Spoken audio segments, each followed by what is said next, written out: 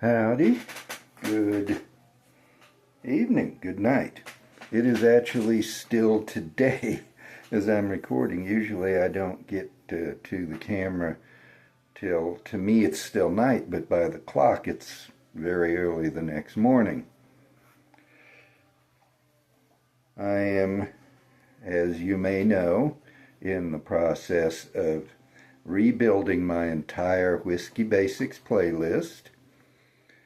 And if I recollect correctly, and you'll have already seen it on the screen in the description, or the title, I don't even know what YouTube calls these things, but you'll have already seen the number. I believe it's 12.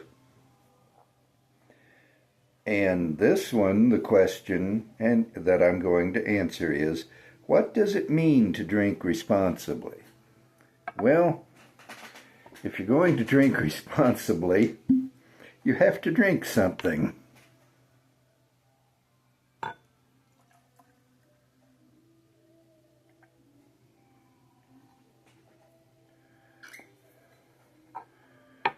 The something for this video is Wild Turkey 101 Rye Whiskey. I can actually do this without having to shift. I'm learning, maybe. You can't teach an old dog new tricks. It's even harder to teach me. We won't go into old age and all that. I'm only 65. That ain't old. This is Kentucky Straight Rye Whiskey. I have already done a video on what it means to be straight whiskey. If you haven't watched it and you're curious, you can always do that. Also, and I don't say this every video, I just plain forget, feel free to like, feel free to subscribe, feel free to share. Last time I looked, I'm up to 58 subscribers. I can remember when it was not even 50. I can remember when I just got started, there weren't even a dozen. I probably could, well, I think YouTube will let me go see exactly who's subscribed, but I've not done it. But thank you to all 58 of you. You have extraordinary patience and tolerance for amateurism. Holy mercy. I had forgotten that this stuff gives me orange marmalade on the nose. I'm serious. It's like you opening a jar of orange marmalade and sniffing it. I don't know where that comes from. The rye, maybe, although this is a barely legal rye. It's not but 51% rye. But that's a wonderful nose. But what does it mean to drink responsibly? You'll have seen the commercials, beer commercials and whatnot, exhorting you to drink responsibly. SLB Drinks, which is a fantastic channel. I highly recommend you subscribe to that channel. Even if to do so you have to unsubscribe from mine, I like mine. I think it serves a valid, useful purpose. But Kurt and Trenton over at SLB Drinks are so much better at things than I am. They have a lot wider selection, and they're just so entertaining. But they always end their videos with Kurt saying, as always, we ask you to please drink responsibly. Nothing wrong with doing the beginning or the end of a video the same way. It's not my style, but there's nothing wrong with it, especially when you do it the way Kurt does. It's obvious he means what he says. And there's nothing wrong with asking people to please drink responsibly. But it occurred to me as I was doing the original version of the Whisky Basics playlist that I had never seen or read or heard any explanation of what it means to drink responsibly. Orange marmalade has faded a fair amount.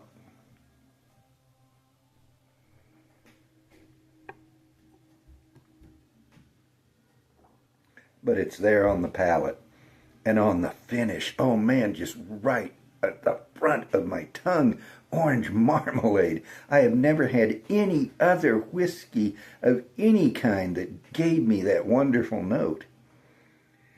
Whoever decided how they were going to make this, the mash bill, the yeast, the aging, the warehouse, all that, whoever came up with this, I would presume Jimmy Russell. He's been at Wild Turkey for over 70 years. But whoever it was did a marvelous job. This bottle, $26.99, $27. That's budget whiskey territory. And it is worth at least $10 more.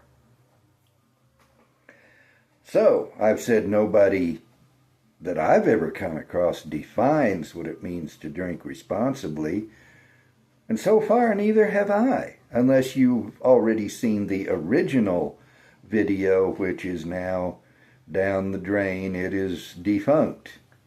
It is an ex-video. It shuffled off its mortal coil. And no, I don't sound a thing like John Cleese. If you have never seen the dead parrot sketch from Monty Python, please go look it up. It is hilarious. He's a Norwegian blue stun easily major. And I'm not quoting anything exactly verbatim, I'm pretty sure. And in different settings, they would redo it differently. It was never verbatim when they did it. But the only reason he hasn't fallen off his perch is you nailed him there. The dead parrot sketch is hilarious.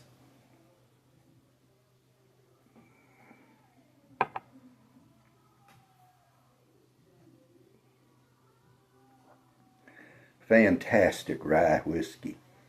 And if I wasn't doing this video, I'd be doing a written review of it for Distiller. But this is the bottle that came up when it came time to do the video. And I think that in my original schedule of videos, there's one to explain my rotation. I might be wrong.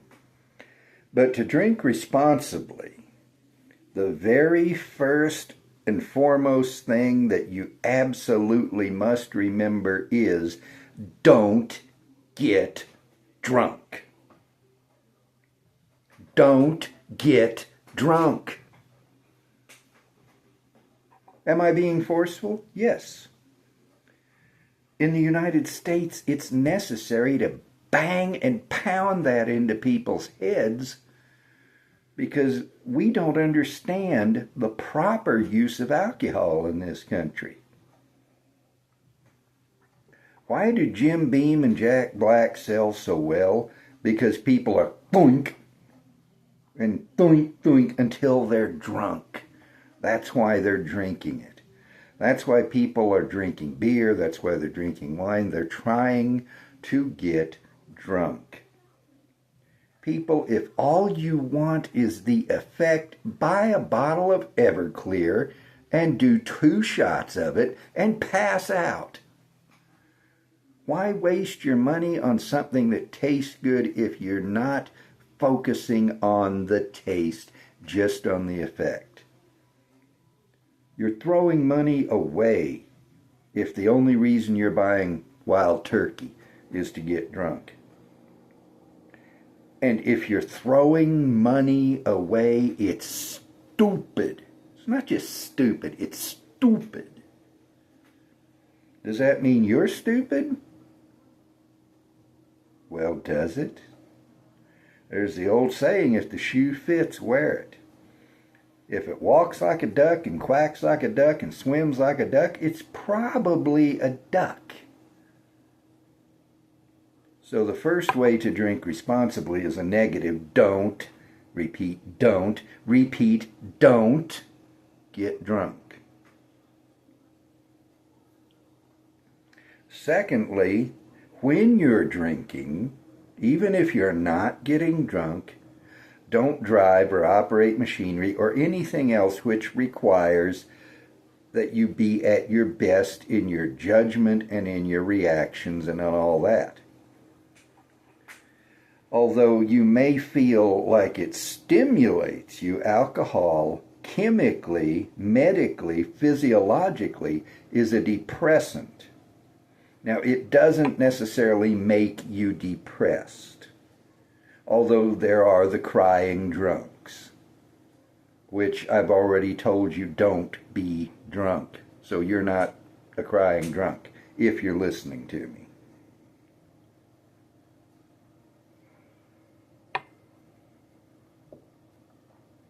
But what it does, it depresses certain functions in the mind. It depresses judgment so that your judgment is not as good. It depresses reaction time so that you can't react as quickly. So if you have less good judgment and slower reaction times, and you're out there on the freeway trying to navigate through traffic, you have increased the danger to yourself and to others. Same is true if you're operating a steamroller, a baler, a pallet jack. If you are under the influence when you're simply moving a pallet of water, your feet, your limbs, other people's limbs, your health, other people's health, are in greater danger than they would be if you were not at all under the influence. Now, when you drink alcohol, there are effects. Even if you take care never to be drunk, there are effects. One of the very few things the New Mexico state government has ever gotten right in the 28 years I've lived here is its series of ads saying buzzed driving is drunk driving. Now, strictly speaking, technically, that's not correct. But if you're buzzed, you are under the influence. You are intoxicated to whatever small extent. Therefore, you should not drive. You should not operate machinery. You should not do anything which requires judgment, self-control, reflexes, any of the things that alcohol depresses, that it lowers.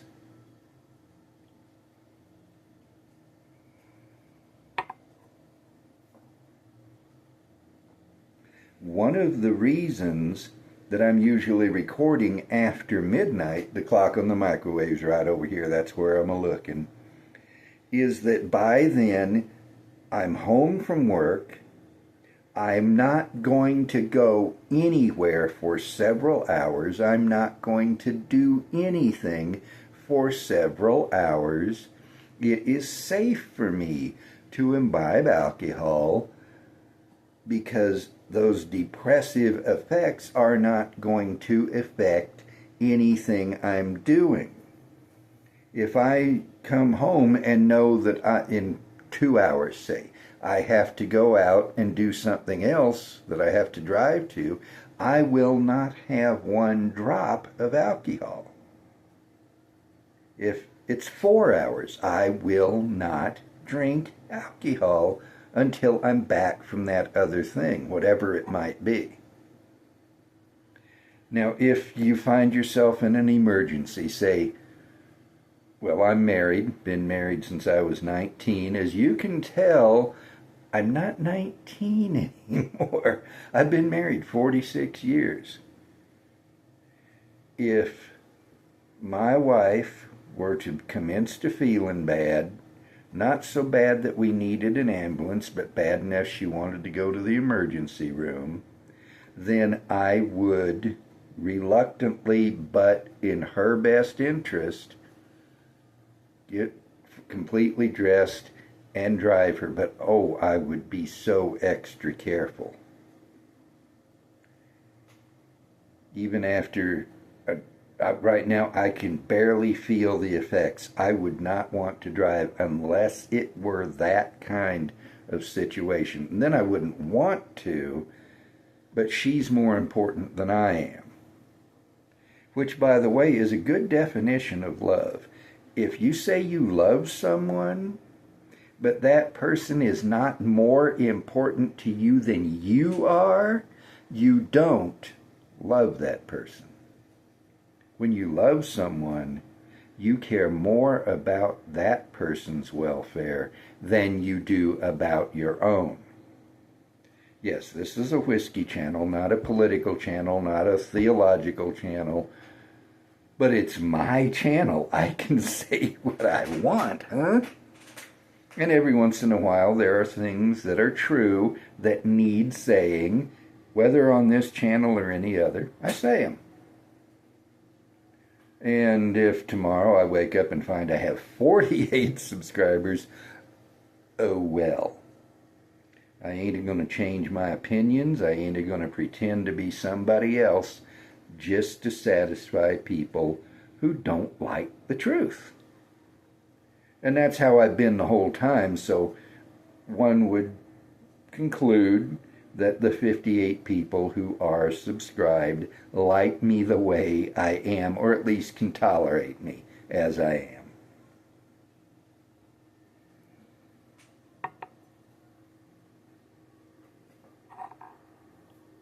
And those really are the two things that the phrase drink responsibly encompasses. Don't get drunk. Don't do under the influence anything that requires your judgment and your reflexes and your self-control. Keeping in mind that one glass of whiskey, one Glencairn, which is, and proof has an effect on whether it is or isn't, but which is more or less one, what the government defines as one standard drink. I think it might be a tad bit more, but even one glass of 80 proof whiskey will affect your judgment, your reflexes, your abilities, your self-discipline. So don't get drunk. Don't do things that require those characteristics while you're drinking, and you'll be fine. You can enjoy the aroma of orange marmalade, which is back full force. You can enjoy the taste of